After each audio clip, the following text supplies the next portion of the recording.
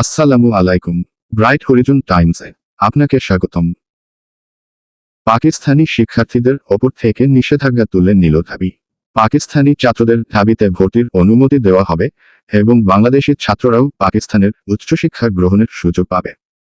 ঢাকা বিশ্ববিদ্যালয় ঢাবি আনুষ্ঠানিকভাবে পাকিস্তান থেকে শিক্ষার্থীদের ভর্তির উপর নিষেধাজ্ঞা তুলে নিয়েছে।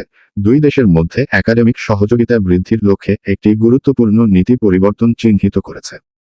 গত 13 নভেম্বর উপাচার্য অধ্যাপক নিয়াজ আহমেদ খানের সভাপতিত্বে অনুষ্ঠিত সিন্ডিকেট সভায় এ সিদ্ধান্ত হয় বলে জানিয়েছেন উপাচার্য প্রশাসন অধ্যাপক সায়মা হক বিদিশা।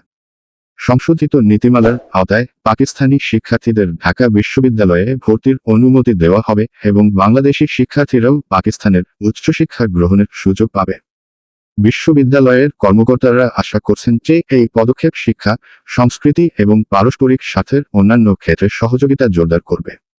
সিদ্ধান্তের ব্যাখ্যা করে অধ্যাপক বিদিশা বলেন যে অতীতে পাকিস্তানের সাথে সম্পর্ক ছিন্ন করা হলেও বিশ্ববিদ্যালয় শিক্ষার্থীদের জন্য সুযোগ সুবিধা দেওয়ার জন্য একটি একাডেমিক প্রতিষ্ঠানের হিসাবে তার দায়িত্ব স্বীকার করেছে। এক পর্যায়ে পাকিস্তানের সঙ্গে সম্পর্ক ছিন্ন করা হলেও ঢাকা বিশ্ববিদ্যালয় একটি একাডেমিক প্রতিষ্ঠান।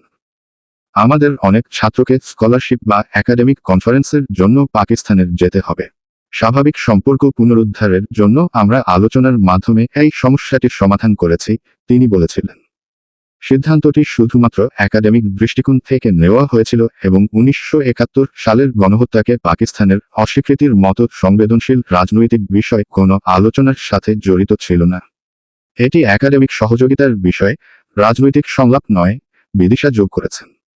2015 সালের ডিসেম্বর থেকে এই নিষেধাজ্ঞা জারি করা হয়েছিল, যখন তৎকালীন উপাচার্য অধ্যাপক আরিফিন সিদ্দিকের নেতৃত্বে একটি জরুরি সিন্ডিকেট সভায় এই নিষেধাজ্ঞা আরোপ করা হয়েছিল।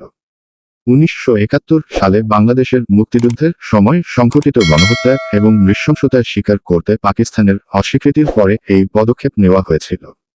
এ সময় অধ্যাপক আরিফিন সিদ্দিক বলেন, যতক্ষণ পর্যন্ত তারা গণহত্যা ও নৃশংসতার কথা স্বীকার না করবে ততক্ষণ তাদের সঙ্গে এই প্রতিষ্ঠানের কোনো সম্পর্ক রাখবে না।